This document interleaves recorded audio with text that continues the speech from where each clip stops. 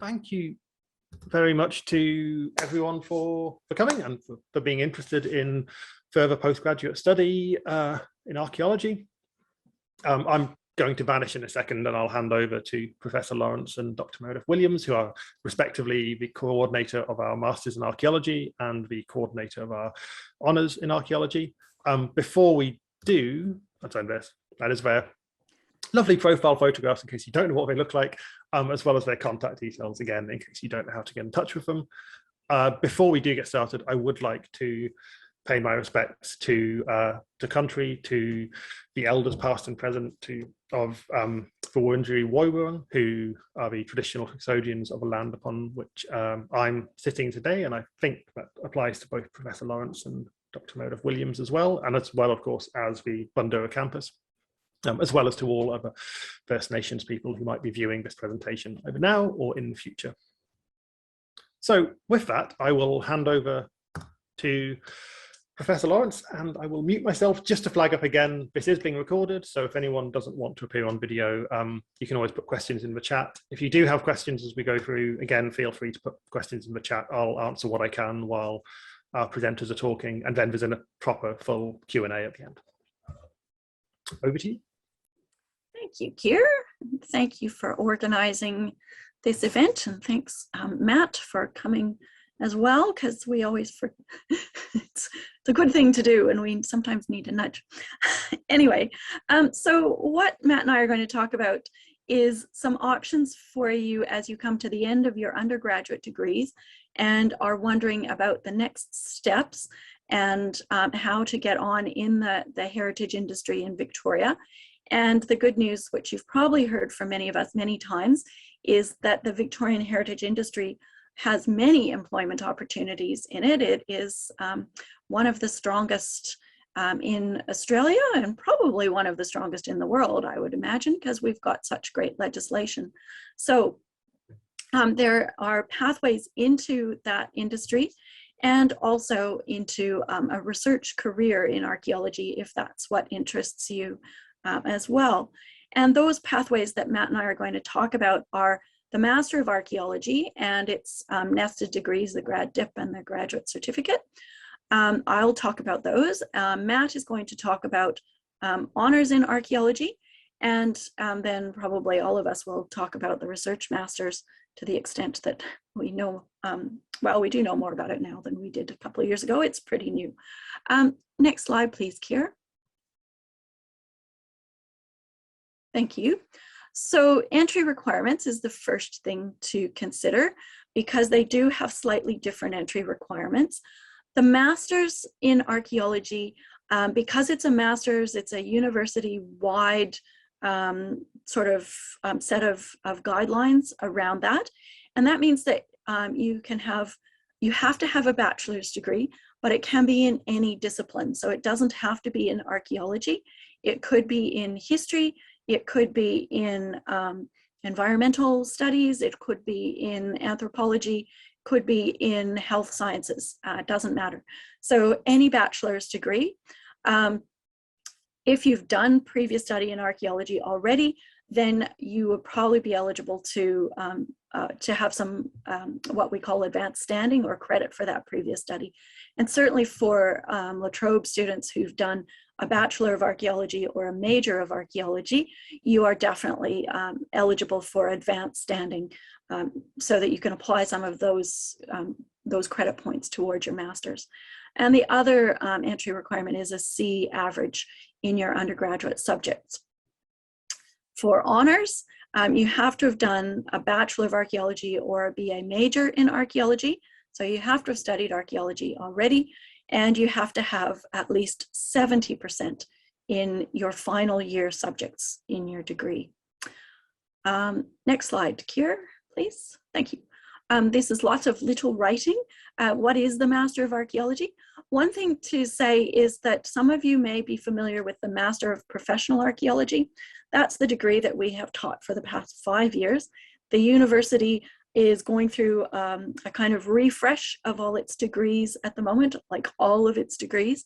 And the master's has been caught up in that. So it has been rebadged And there have been a few changes in the order in which subjects are offered in the master's, but it is the same degree essentially, and it's the same set of subjects to study, but it's got this new name. So it's now the Master of Archaeology, and then in brackets will be a specialization. And you have to do one of the two available specializations. So you can have a Master of Archaeology professional or a Master of Archaeology research, or it would also be possible to do the professional and research specializations if you want to. And I'll talk more about those in a moment. But basically, the master's is about really getting you into the industry. It's very vocationally oriented. It's about introducing or consolidating what you might know about legislation and policy that guide heritage in Victoria. And that's, when I say heritage, I mainly mean archaeological heritage, but both Aboriginal and non-Aboriginal archaeology. There's a lot of emphasis on practical experience through field subjects, through a lot of field trips, and through in-class, the kinds of assessments that you're doing and so on. It allows you to really apply what you've been learning about Aboriginal and non-Aboriginal archaeology in that industry framework. Lots of stuff about working in consultation with communities and stakeholders, with Aboriginal communities and traditional owners, and with other heritage professionals in teams.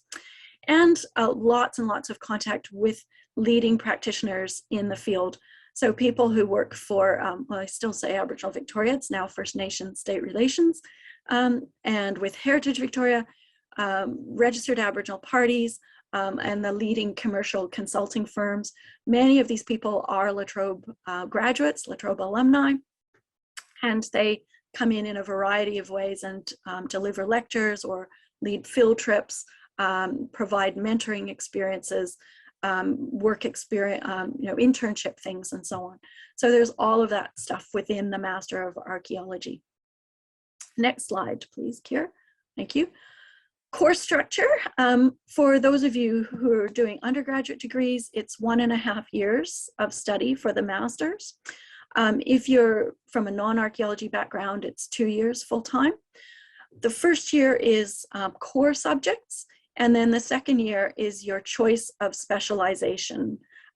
So more professional subjects or the opportunity to do a thesis if you're doing that research specialization. There are shorter versions. There's a graduate certificate, which is 6 months full-time study, or the graduate diploma, which is 1 year full-time study. So you can enroll in any of those, the grad cert, the grad dip, or the master's. They're kind of interchangeable. If you enroll in the shorter ones, you can upgrade them to the master's. But also if you enroll in the master's and decide that you want to finish early, basically, you can withdraw after 6 or 12 months and get those other qualifications. So you could enroll in a master's and decide after a year you've had enough, you can finish at that stage and get a graduate diploma. Next slide, please, Kier. These are the information about the subjects you take. That looks very small on my screen, but hopefully yours is bigger. And that is, so there's advanced research skills, which is a sort of study skills subject. The archaeology of Aboriginal Victoria that Bet Kerpiel does, which is the archaeology of Victoria, but also the political and social context of working with Aboriginal communities in Victoria. The archaeology of Indigenous Victoria, and this is where I put on, oh, wait a minute, sorry. Kier, can you, I think the next button should be a transition slide. There we go, yes. So if you have done an undergraduate major or degree, those 4 subjects there you wouldn't have to do. Those are the ones you get credit for. And basically they're HIA, AIA, MTA, and MTB. So you wouldn't have to do those. But for people, non-archaeologists, they do those to help them pick up those skills. And then practical archaeology, which is the field survey study subject that Matt does. Then in your second year, or really you would start doing them in your first year because you get that credit, is where you would do the subjects in the 2 specializations. Kier, next slide, please, because I think we have them highlighted. There we go. So if you do the professional archaeology specialization, you do a bunch more coursework subjects. You have to choose 4, well, there's 3 of these that are core, and then you can choose one of the others. So that's the archaeology and theory, professional archaeology, which is about the legislation and policy and things. Research methods is the one I teach in the TARDIS, so that's excavation techniques. Jillian teaches the human and animal bone subject. Matt teaches the GIS subject. Heritage planning is offered through our colleagues in planning through the Bendigo campus, although at the moment, of course, it's online, or an internship. So you can choose those in that professional specialization. Next slide, Kier, please. Thank you. So this is the research specialization, and this is where you could do a thesis. So this allows you to do a thesis that's equivalent to an honors thesis in length, or you can do a larger thesis that is equivalent in length to a research master's thesis. The reason that we include the thesis within the master's is because I know from talking to people in industry, they really like to see that graduates have demonstrated the skills that it requires to do a thesis, that they have demonstrated the writing skills and really the project management skills to come up with a topic and to do all the research needed and to bring it all together at the end. So industry really likes to see that people have done a thesis. So doing an honors equivalent thesis will tick that box. And doing the master's, the research thesis, sorry, the longer thesis would be if you were thinking you might want to do a PhD at some stage, you can still meet the prerequisites for that within the professional archaeology master's. And of course, it's also the opportunity for you to pursue some independent study in something that really interests you. So you can develop further skills in that area, whether it's artifact analysis or using GIS applications or heritage management issues, lots of different things you might want to do a bit more research about because you're interested in it. So there is that opportunity within masters as well. Next slide, please, Kier. The electives within the masters allow you to tailor it just a little bit more. If you're only doing one specialization, then in the other 4 subjects can be all electives, and that can be a mix of some of the ones that are in the other specializations, or it can be others as well, so that you can tailor it a little bit more. Next slide, please, Kier. And over to Matt to talk about honors, and then we'll come back. Lovely, thank you very much, Susan, and thanks, Kier, for the introduction as well. I'm on Wurundjeri country today, and I'm going to talk a little bit about honours. There's not quite as much to talk about as there is for the Masters, and indeed, the Masters is actually 1 AQF level higher, so it's got a higher weighting, basically, than the honours. So for honours, the gist of it is, or the focus of it is, that you get to do a research projects. So it lasts for 1 year only. That's full time. Obviously, it's 2 years if you do it part time. And half of it is coursework and half of it is thesis. But generally, you'll spend the whole time looking at your thesis anyway if you're well organised. So in the first semester, you get to do research skills and theory. So it's a theory subject. They're both subjects that are in the masters as well. And then you also do your thesis while you're doing those as well. And in the second semester, you get to do practical archaeology, which focuses on the survey skills, and again, the thesis as well in that. So it's sort of very small, contained, and quite full on as well. So if you want to do an honours full time, you probably don't want to be working full time either, because a lot of students have found who've tried to go that route have really kind of struggled and had to drop down to part-time honours and spread it out over 2 years, which is much more manageable. Next slide, please, Kier. Excellent. So if you're interested in honours, it's a slightly different application route to the masters. So the first thing you need to do is identify a supervisor.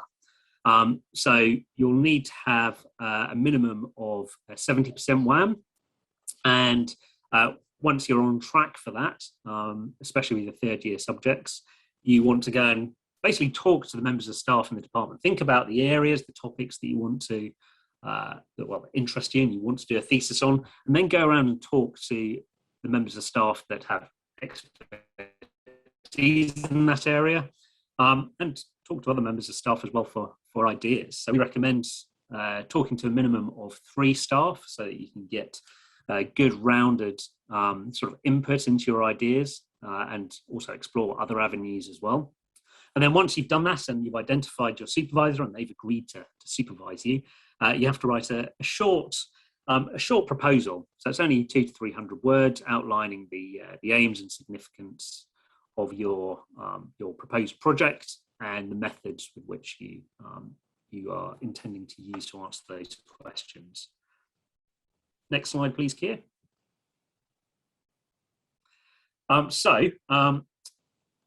Once you've done that and you've got all your approval to enrol, you can do your honours thesis in a year or 2. Once you finish, or once you're getting towards completion, actually, there's the research master's pathway. So towards the end of your honours thesis, you get to apply to do a research master's, and it's basically direct entry. So you complete your honours, but you don't actually, if you're accepted onto the research masters, you don't actually get your honours. So you don't graduate at that point. You basically go straight onto the research masters, and your honours becomes a sort of long research master. It's a rather convoluted system, but it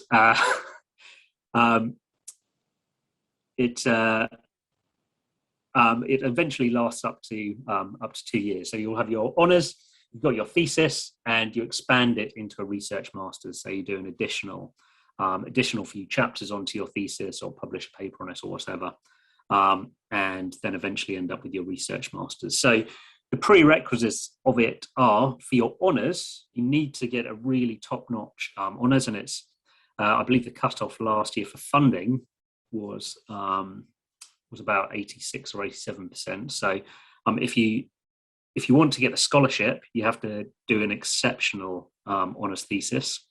But otherwise, if you're happy to forego the scholarship or sort of not apply for it, the cutoff is a fairly high honours. And then you basically, you just get an extra year to write up your thesis, expand your honours thesis. And at the end, basically you can become eligible for PhD funding. It makes you much more competitive for PhD funding if that's the avenue you want to take. Susan, is there anything else, or Keir, anything else to add for that? Yeah, thanks, Matt. I was just going to add that it's important to note that at La Trobe now, if you are interested in doing a PhD, the research master's is actually a prerequisite for to be considered for doing a PhD. So you can't go directly from the honours degree into a PhD at La Trobe anymore. You have to have done a master's thesis. So you can either do the big thesis within the professional master's, or you can do the route that Matt's just been describing, where you do honours and then extend that into a research master's. So as he said, it is a very convoluted process. I think the main thing at this point for you to think about is whether you want to do, the professional masters, the coursework masters, or the honors degree. And because you can go into a PhD from either of those. And once you get further down the track and you're coming to the end of the thesis that you choose to do, that's when you can think a bit more about this, the pathways into the PhD. So for you at this stage, whichever way you would choose to go in your 4th year of study, whether it's honors or masters, will get you into a PhD. But at La Trobe, you have to have done some kind of masters in order to go into the PhD. Thanks, Susan. Right, okay, on to the next slide. Next slide. So here we have a brief breakdown of the staff within the department and their areas of expertise. This is on the undergraduate LMS hub as well. So there's information on here about, on there, about applying for honours and also masters and the expertise of the staff. So when you're thinking about a thesis topic, have a look at these, go through and sort of, drop us an email, whoever it is that particularly that you think aligns with it. And if you're not sure, just reach out to us anyway and have a chat. Next slide, please, Keir. And that reminds me to Matt and Keir, you might have said already to people that we've got that handout to give to people. And I don't know the best way of delivering that. Because people have registered, do we have a list of all the participants today, Keir, that we can send it to? Or do you just want to send it to everybody via the LMS? I'm not sure. I think that'd be easiest if we just send it out to everyone via the LMS. Yeah, that's good. And it has all of this information in there, including that very detailed list of staff and their expertise. Yeah. I would just add, if there's anyone attending today who isn't a La Trobe student or isn't a current La Trobe student, if you email any one of us, let's say me, k.strickland@latrobe.edu.au, then I'll make sure you also get a copy of that handout. That's a really good point, actually. Yeah. Yes, indeed. So email Keir. Yeah. Okay. Yeah. Excellent. So this slide is just a brief breakdown of everything we've covered about the different honours and masters routes that you've got. So with the honours, starting in semesters 1 and 2, honours is the year, same as the graduate diploma, lasting for the year, and extending beyond that is the Master of Archaeology, which you can do following honours as well. That's correct, isn't it, Susan? Yeah. Yep. I think that was one of the things in this slide, is just to let people know. So coming out of third year, you've got all of these very confusing choices. In fact, so the Master of Archaeology, that's the coursework one. One of the big barriers to the Masters is that it is expensive, and I have to be frank with you about that. There is a scheme similar to HEX. It's got a different name because it's for postgraduate students, but you can do the same kind of deferred fees for Masters. But there is also the potential for you to do the first year of Masters as either the honors degree or the graduate diploma.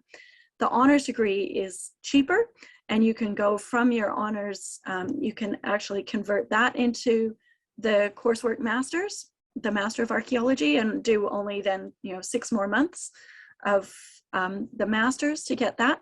Or you can enroll into the graduate diploma from third year. The advantage of that is that while you're doing the grad dip, you may be eligible for Commonwealth for Centrelink support. So if you're eligible for Oz Study, you would continue to be eligible while you're doing the graduate diploma. So that is another way of kind of deferring costs. So that's what all of these different pathways is really showing, that you can end up with a Master of Archaeology qualification, but do your first year as the grad dip or honors as a sort of cheaper route as well. The other thing about it, I guess, is just to note that the career bit there, for registration in Victoria as a heritage advisor with First Nations state relations, you have to have 4 years of archaeological study. So whether that's honors or the grad dip or the masters, you have to have done 4 years of study. So that's the reason for doing further study. Career and employment opportunities are many these days. Commercial archaeology is where most graduates go into, and so that would be private companies that work within really the construction sector. Certainly in COVID, they have been classed as a construction service. They perform cultural heritage assessments and mitigation work before development takes place. So whether it's building roads or subdivisions or major infrastructure projects, there's lots of work in that. The public service is increasingly employing archaeologists in a range of different places. First Nations state relations, also Heritage Victoria. People work at Vic Roads, at Parks Vic, at Melbourne Water. DELP is the Department of Environment, Land, Water and Planning. So lots of different bits of state government employ archaeologists. Aboriginal corporations, so the people like Wurundjeri Wurrung, Bunurong, Wathaurong, Taungurong, all those corporations, basically the RAP groups, registered Aboriginal parties, they all, not all, but most of them these days employ archaeologists. Museums are right down at the bottom of the list there because actually museums hardly employ any archaeologists. That's where everyone thinks they're going to work when they're an archaeologist. But in fact, it's probably where the fewest archaeologists actually find employment. So it's possible, it's not unheard of, but it's just not very common. And local councils can employ archaeologists. There's not very many that actually do, but it is also a potential opening there. Salaries, this is from the information that we get from the marketing people. I'm not quite sure where they get it, but it's pretty reliable. Salaries in archaeology are pretty good. To begin with, you'd probably be working as a casual for one of those commercial firms, but then you'll probably get taken on in a more permanent capacity, and yeah, salaries are pretty good. Matt, did you have anything to add there? Just to confirm that the salaries are good, I had a supervision with a student, honours student, who's doing a project with me last week, and they were saying they haven't even finished their honours yet, and they were offered a short-term contracts. It was 6 or 9 months or something for over 100 grand a year. It would have been equivalent. It was unbelievable. Yes. They didn't take it. They took a lower paid, longer contract, but still unreal. So, yes, pretty good. Yeah, better than you will get working at a university. Let's say, and just to add to that, one of the reasons that salaries are really good at the moment is because there's an absolute ton of work and a real shortage of trained archaeologists. So the job market for archaeology effectively in Victoria, and not just Victoria, New South Wales as well, is really good. And despite COVID, kind of expectations are that it will remain very healthy for sort of at least the next 5 to 10 years, just because there's so much infrastructure that needs to be built to kind of keep up with urban growth in cities like Melbourne and Sydney, like I say, despite COVID. And that's right. And it's not just tied to the mining boom. For a few years, it seemed very tied to that, but it's not at all. So there's a lot of work around. Next, and I should also just say on that, that La Trobe graduates are viewed very positively. They have a very good reputation. Our degrees have a very good reputation within industry. So people are sought after. And so many people working, especially in Victoria, are La Trobe graduates. There's a real community there. Let's just very quickly add one other thing, which was that obviously the vast majority of our graduates, particularly our graduates from honours and masters, work in Victoria, but there are other opportunities too. Of course, we have a number of graduates working across Australia and in New Zealand. We also have some alumni who work in places like the UK, and it's worth noting that with the recent Brexit debacle in the UK, one of the outcomes of that is they have recently agreed a new working visa for young people. I forget the exact age. I think it's 30, 35, one or two. But one of the outcomes of that is that it should, within the next year or two, be quite easy for Australians who want to go and work in the UK for, I think it's up to 2 years. It's worth saying that in the UK, the archaeology is amazing. The pay is absolutely appalling. So I would definitely, from a sort of financial perspective, recommend staying in Victoria. But for anyone who is interested in that kind of thing, or just sort of traveling, working, etc., there are opportunities overseas too. If you are considering that, I would also strongly recommend you look at the masters rather than honours, because in the UK, honours is usually kind of collapsed into the 3-year degree, and so isn't viewed in quite the same way as it would be in Australia, whereas a master's has a lot more distinction and recognition. And the master's also has the kind of vocational, the technical skills, I suppose, that would be very transferable. So the excavation skills, although we look at legislation that's Victorian and Australian legislation, it still introduces you to the idea of legislation, and it's not 1,000 years apart in the UK. No, they're broadly similar. They're very obviously, broadly the actual similar. acts are different, but yeah, the only real difference is obviously we don't have any sort of indigenous or traditional owner sort of aspect to it. But yeah. So that's very transferable in that sense. That's a good point, Kier. And yeah, a fantastic opportunity. Of course, if you do go over there, you will never be able to come back, as you know. You'll be stuck. However, no, that would be amazing. Next slide, Kier. So why would you come to La Trobe? Well, hopefully most of you are already here already, but tell all your friends who are not here all the great things about it. We have internationally recognized expertise in archaeology and heritage without wanting to blow our own trumpets too much. All of us on staff at La Trobe have international reputations. We are world-class scholars in our fields. So, very good teaching that you will get here. We have world-class facilities. We've got brand new facilities that we haven't even used yet, and more that are being developed this year.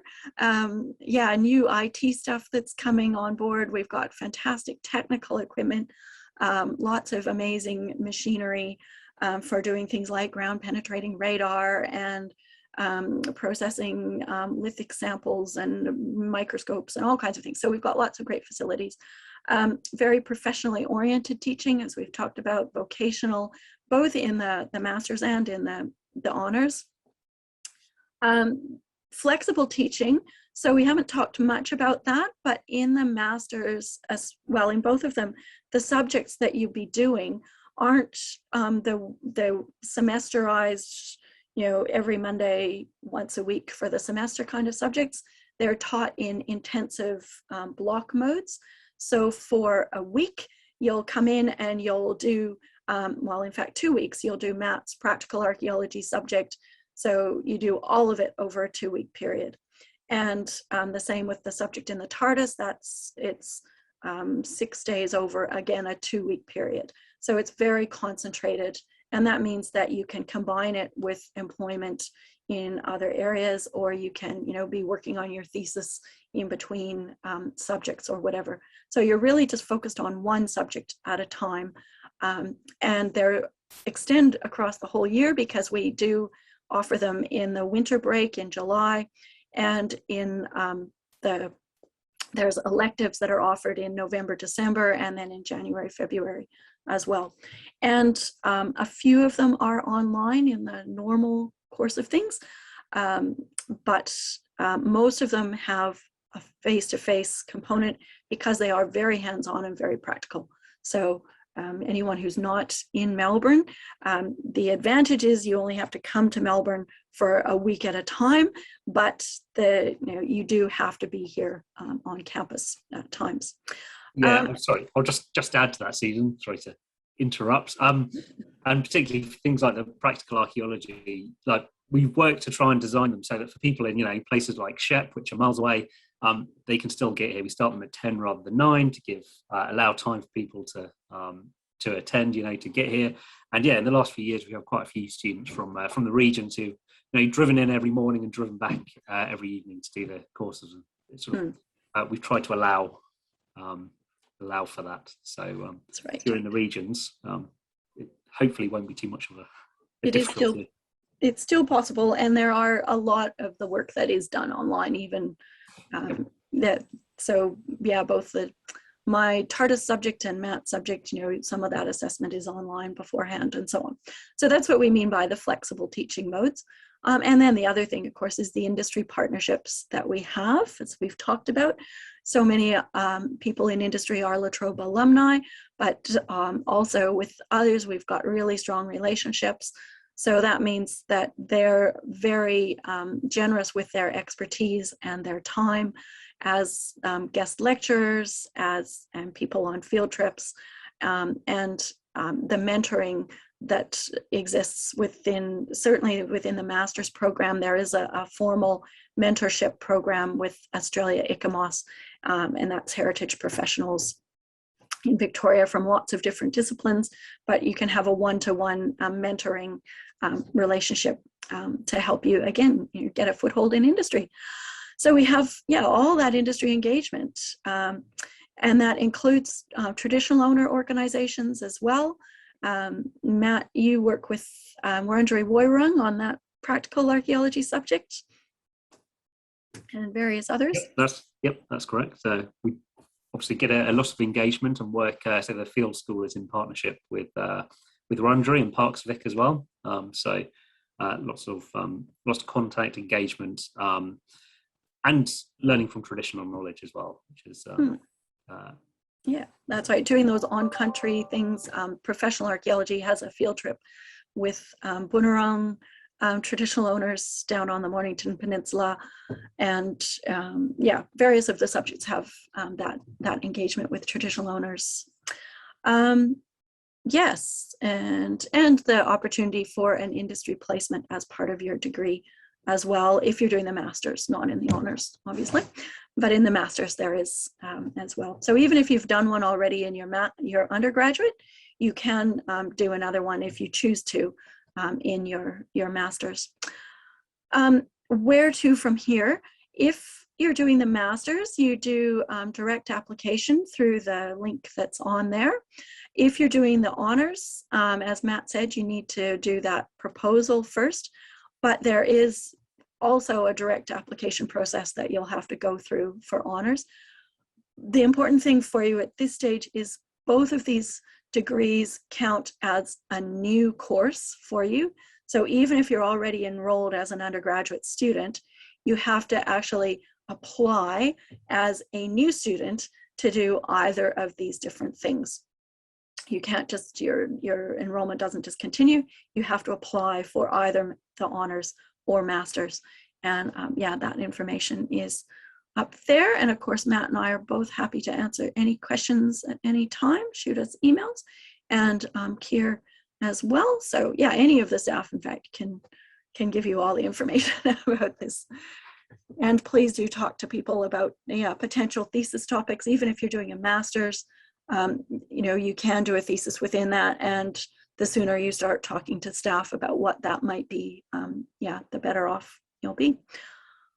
I think that's pretty much it, isn't it? Yeah, questions? And just again, if you don't want to unmute yourself or can't, etc., or you don't have a microphone that's working, feel free to put questions in the chat and I will act as a, so we have a question. Excellent. So Samara says, just to confirm, students can begin with an honours and then transition to a research master's, and this will be as highly regarded as completing a master's. To which the answer is yes, absolutely. The main thing to note with the research masters, obviously, is, as the name suggests, it's research focused, and the primary aim, it meets the same sort of qualifying aims in terms of counting as a 4-year plus degree for getting into industry, but the primary aim of that research masters is really intended to kind of prepare you for doing a PhD or for applying for a PhD, whereas the masters in archaeology brackets professional has that sort of professional focus and sort of content. Any other questions from anyone? Or have we dazzled you all?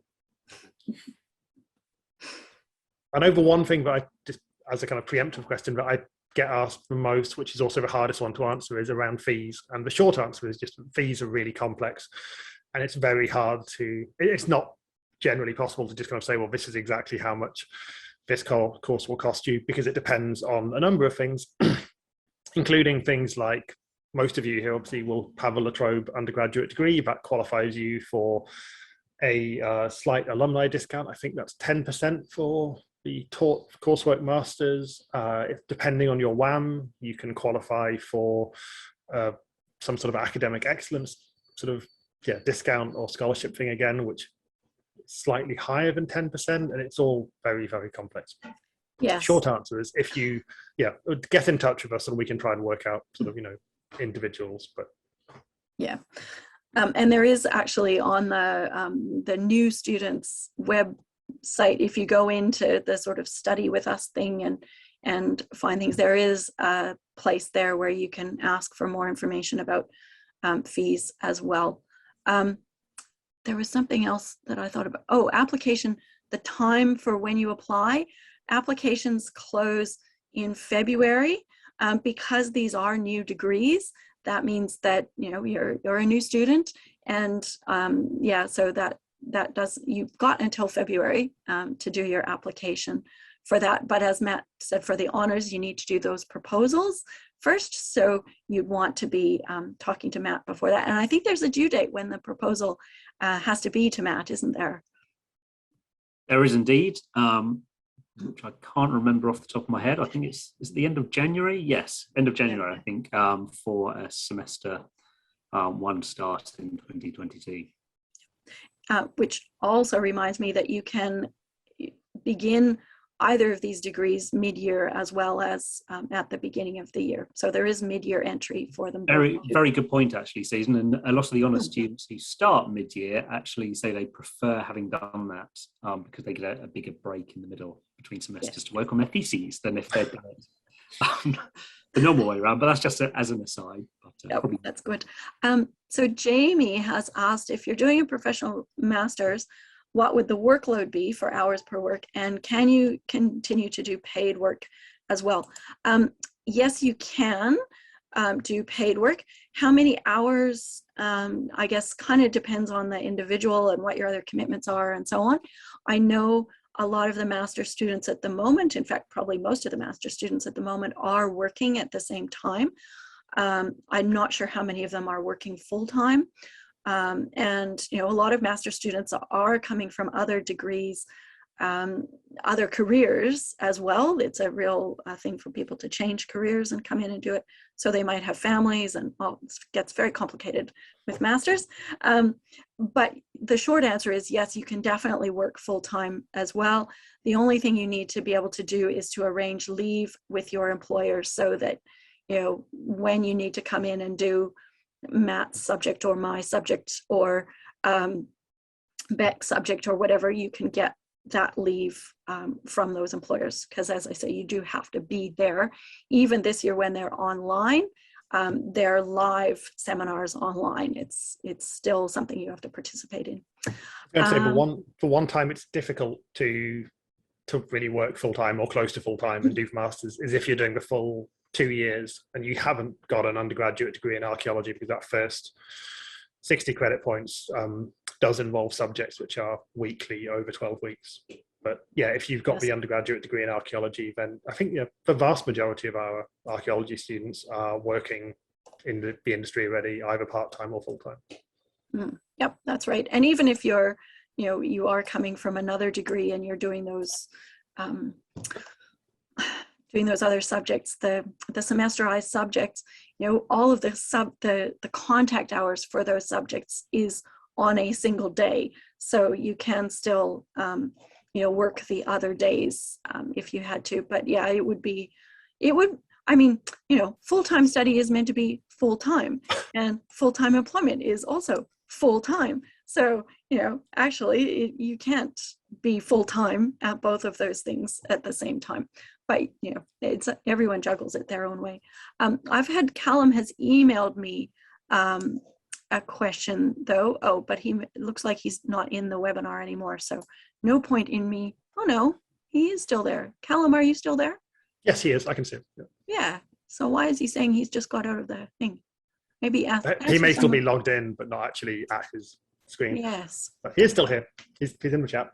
Okay. Oh, there you are. You're still here. Okay. Too confusing. Can you apply for your master's right now, or do you have to wait till you've finished your bachelor and graduated? That is a very good question.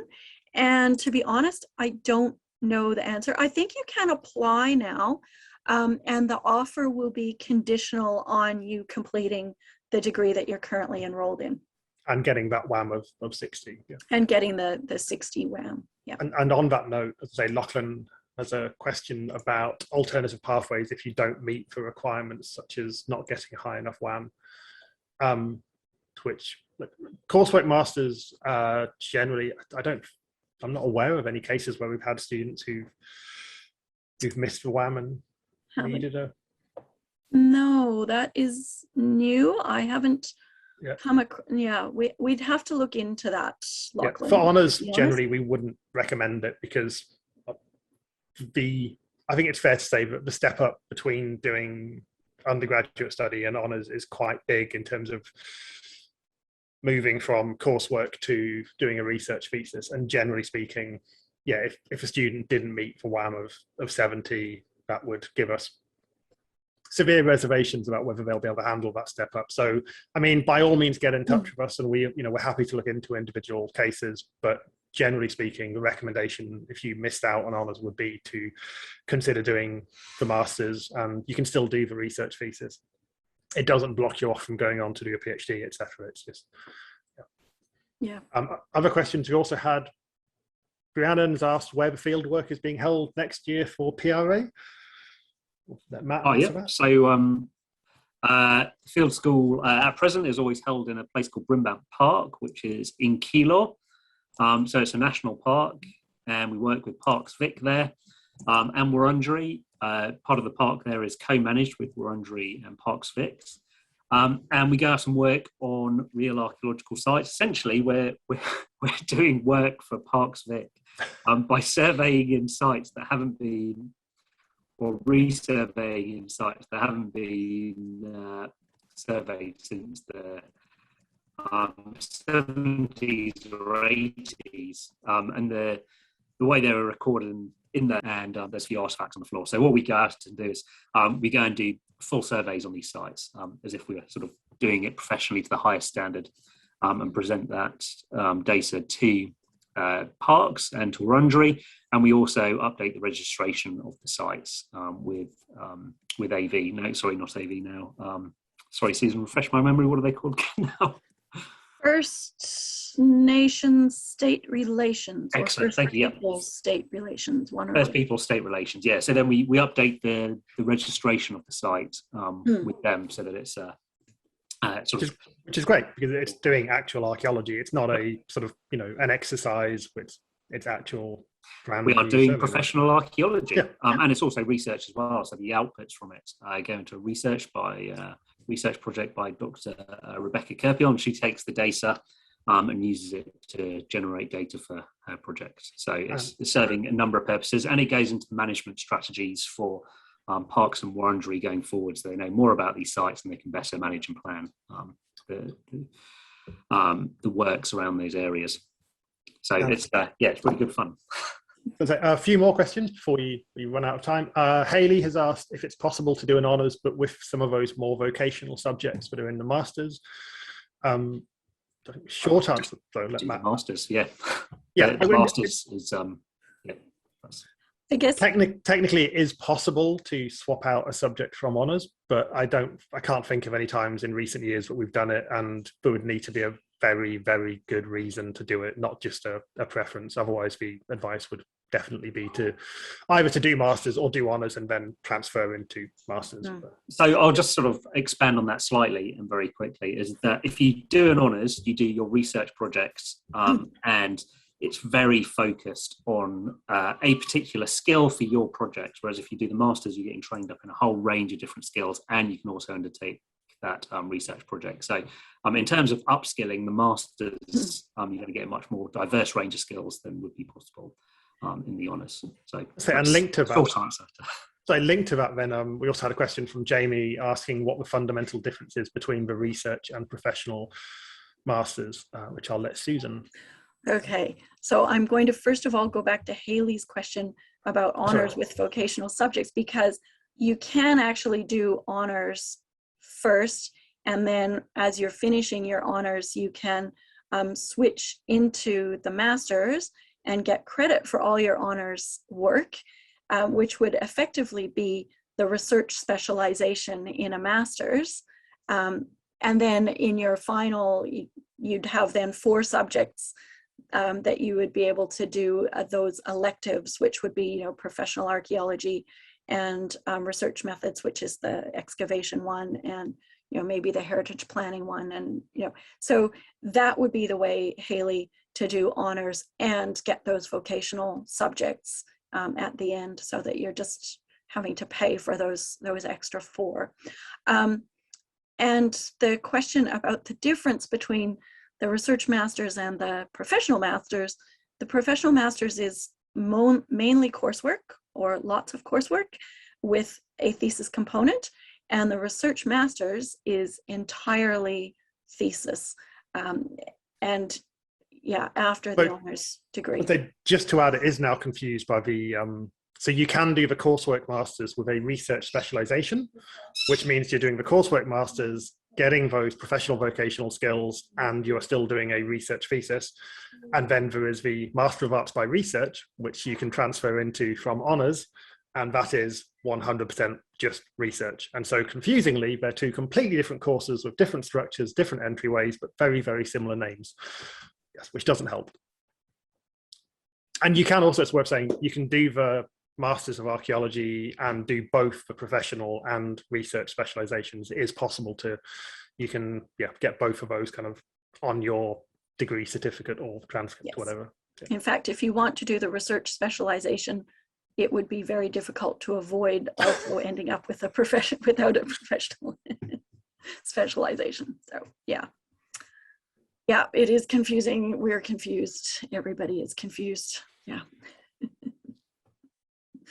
Yeah, and look, Jen, I mean, I think I don't appear to be any more questions, and it's 1 o'clock. So I'll wrap up by just saying, well, thank you to everyone for attending. Thank you very much to Professor Lawrence and Dr. Meredith Williams for presenting. And finally, because it can be quite confusing, the best advice is, if you're interested in doing honors or masters, or you're not sure which one to do, whatever, get in touch with us, and we can either, you know, send you more specific information to your circumstances, or arrange a chat, or whatever it might be. But the best thing to do is, pretty much always to get in touch before you submit your application, because the university doesn't always let us know when people have applied, or in some cases just completely mess up people's applications. And I think in one case enrolled a student in honors before they had actually finished their undergraduate degree. So always please get in touch with us. Yeah. Yes, there are many ways for it to get stuffed up.